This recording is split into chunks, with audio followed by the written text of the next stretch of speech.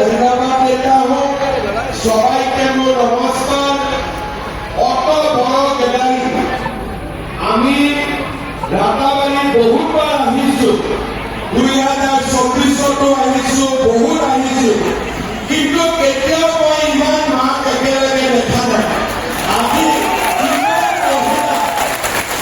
আৰু ইমান মাক ইয়াতে আছে, গতিকে একটা চান্স ল'ব খুজিছো। চব মায়ে আমাক যে আশীৰ্বাদ কৰে তাৰ বাবে সকলোকে মই অনুৰোধ কৰিছো। সবাই আশীৰ্বাদ কৰিছে, ঠিক আছে?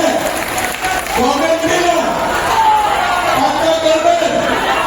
বহুত বহুত ধন্যবাদ। আজি আমি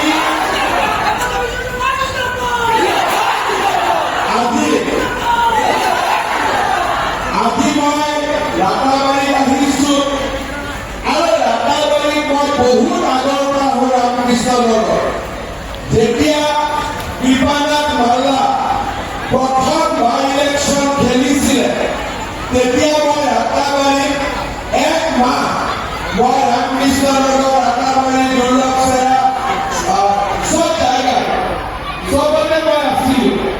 তেতিয়া ৰাতাবাৰী রামকৃষ্ণনগর দুর্লভ চেরা চেরাকি রংপুর কোনো ডেভেলপমেন্ট আছে হয় না নহয়? ইয়াতে ডেভেলপমেন্টর কোনো নাম নাছিল আৰু আমি দেখিলে গম পাওঁ যে আমাৰ সমষ্টি কিমান পিছুৱাই আছিল।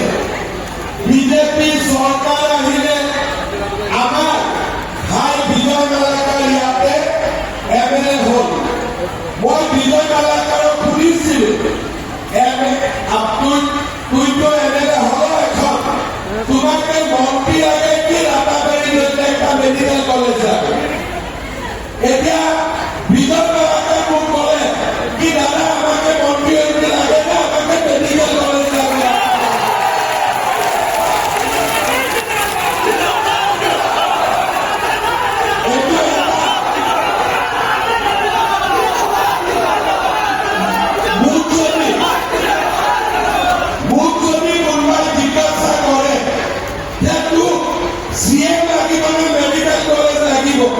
মন্ত্রী লাগিব না মেডিকেল কলেজ লাগিব, মই কি উত্তৰ দিম নাজানো।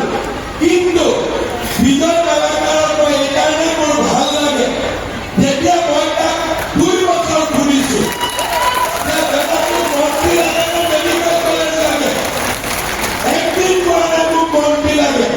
সদায় মোক কৈছে যে ৰাতাবাৰীৰ ৰাইজে মোক ইলেকশ্যন জিকাইছে, দাদা আমাদের জন্য আপনি একটা মেডিকেল কলেজ করেন।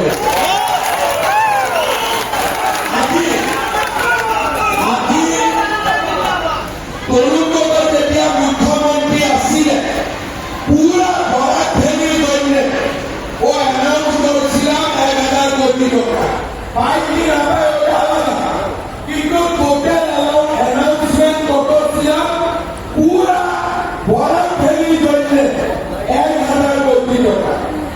আজ বিজয় মালাকারের নেতৃত্বে কাঠালি রাতাবাড়ি রামকৃষ্ণনগরের জন্য 600 কোটি টাকা